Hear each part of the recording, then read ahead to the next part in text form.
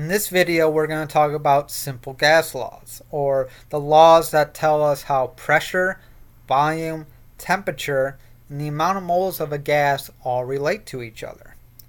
The first law is Boyle's law, that says that constant temperature and a constant amount of stuff, or the number of moles, volume and pressure are proportional to each other. That is, as you increase volume, you decrease pressure. Or if you increase pressure, you decrease volume. And so why does this matter for us? Well, it matters if you like to do deep sea diving. So when you're down further in the ocean, you're under a heavier pressure. Since you're under heavier pressure, your pressure has been increased, then the volume of the gas inside your body decreases. Now, when you go to the surface, the pressure is decreasing, so the gas that's in your blood increases, and you get something that's called the bends, and it can cause a lot of trouble if your gas starts to form bubbles inside your blood because you go in the water too fast. You raise to the surface too fast. Yep, so as you decrease the volume of gas, the pressure goes up. As you decrease the pressure of the gas, the volume goes up.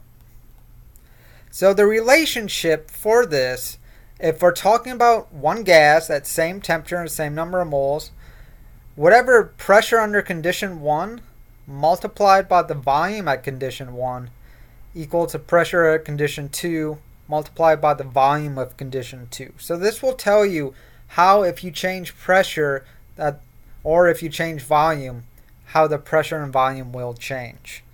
And here's just another visualization of that, where we have two different weights, 1 pound and 2 pounds, and as we increase the weight, that is decrease the volume, our pressure goes up. So let's look at an example of how we use Boyle's law. So let's say you have a syringe, and you have 16 milliliters of air from the surface, and your pressure is 1 atmosphere. And you dive to an unknown depth. At that unknown depth, the volume of air in the syringe is 7.5 milliliters. What is the pressure of this unknown depth given pressure increases by 1 atmosphere for every 10 meters of water? How deep are you? So take a minute, pause the video, see if you can come up with an answer using Boyle's law. Come back when you have one. Alright, let's take a look at how we solve this. The first thing we need to do is just define our constants. And here's Boyle's law, P1V1 equals P2V2. Well, I'm going to say pressure 1 is 1 atmosphere, the surface, and the volume of air is 16 mils. Pressure 2 is unknown, but we know our volume is 7.5 mils. So I'm going to set up my equation. I'm going to solve for x. And pressure 2 is 2.1 atmospheres. Now, if I go down every 10 meters and that's another atmosphere, that means I'm 21 meters down. And that's just another conversion. So that's how we use Boyle's law. The next law we're going to look at is called Charles' law. That says if the pressure remains the same and the amount of stuff we make remains the same, temperature and volume of a gas are proportional. So that says as the volume of the gas increases, temperature increases.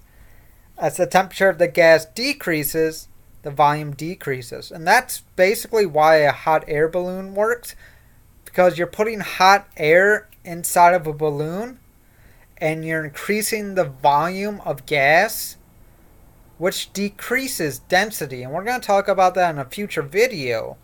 But density, if you remember what density is, it's weight divided by volume. Now, your weight's not changing because the number of moles doesn't change.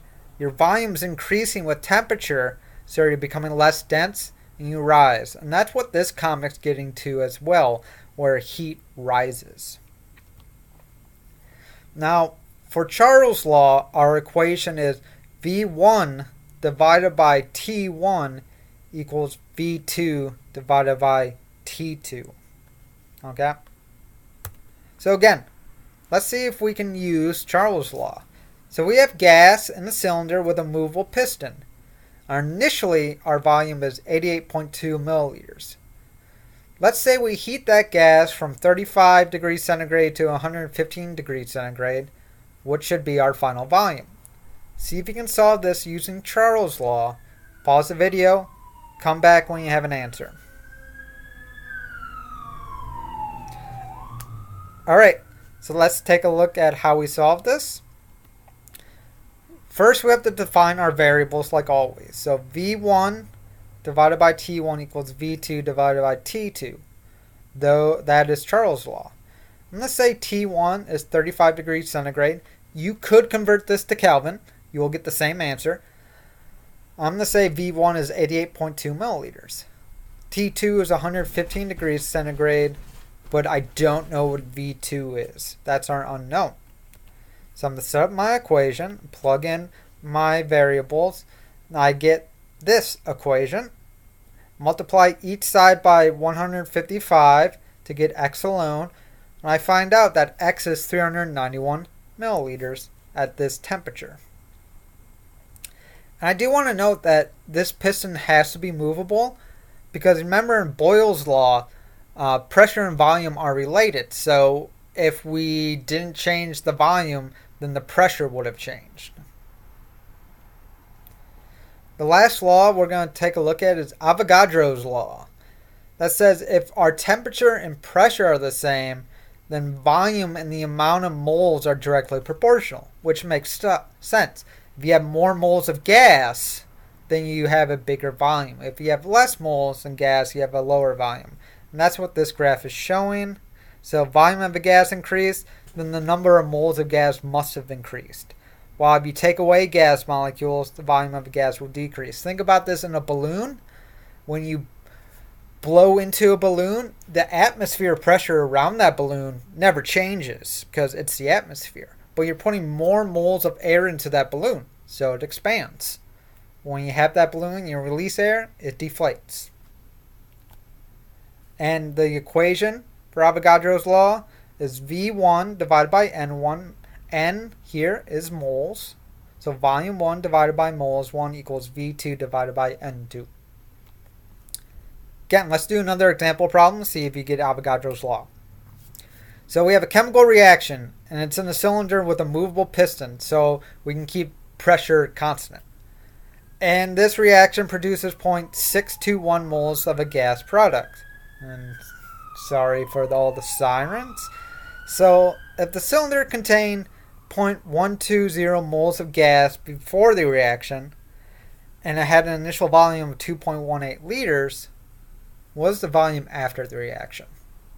So pause the video, try to solve this using Avogadro's law. Come back when you have an answer. Alright, let's take a look at this.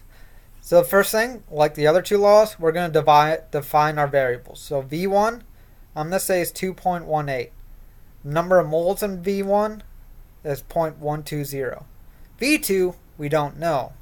Now N2 is 0.781. It's not 0.621 because we have 0.120 moles of gas to begin with, and we're adding 0.621, so it's these two amount of gases combined to get moles in our second condition. Set up our equation using Avogadro's law. Then solve. So we just plug in our values, solve for x, and we're going to do that by multiplying each side by 0.781, and we get a new volume of 14.2 liters. So that is how we use the simple gas laws and equation. And that's it for this video, and I'll see you in the next video.